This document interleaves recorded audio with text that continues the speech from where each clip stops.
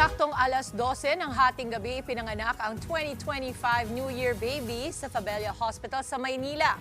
Sa bisperas naman po ng bagong taon, umabot daw sa 11 sanggol ang pinanganak sa Fabella.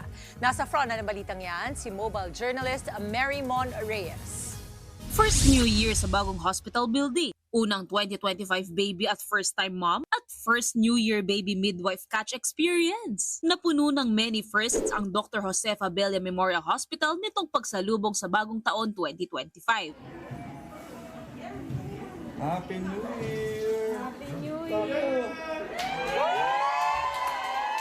Saktong alas 12 kasi ng January 1, pinanganak ang baby girl na si Alea J. Drazo, 3.38 kilos ang timbang at 47 centimeters ang tangkad. Sabi ng kanyang mami mula Bacoor, Cavite, 13 oras man siyang nasa labor. Kaligayahan at biyaya naman ang naging kapalit sa pagsilang ng kanyang baby. Ang wish ko lang naman para sa baby ko is manatili siyang healthy and lumaki siyang may takot sa Diyos. Huwag iyakin. Sa pangalawang New Year pero graveyard shift naman ni Midwife May. Wala man daw siya sa piling ng mga kamag-anak sa Isabela, sulit naman ang bawat segundo ng kanyang serbisyo sa ospital, lalo pat siya ang sumalo sa New Year baby. First time po na New Year's baby na nahawakan ko. Masaya po kasi nandito po ako, nakakatulong po ako sa mother. Iba yung happiness, iba yung pakiramdam. Lalo wala akong anak, ganun pala ang feeling.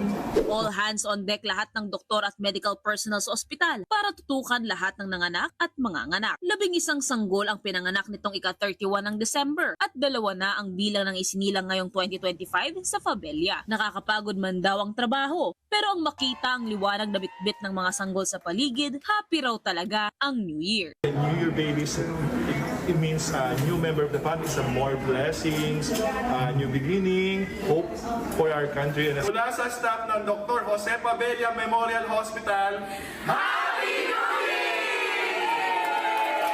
Manigong bagong taon po. Nagbabalita mula sa frontline. Mobile Journal Mary Mon Reyes po, hatid ang muka ng balita.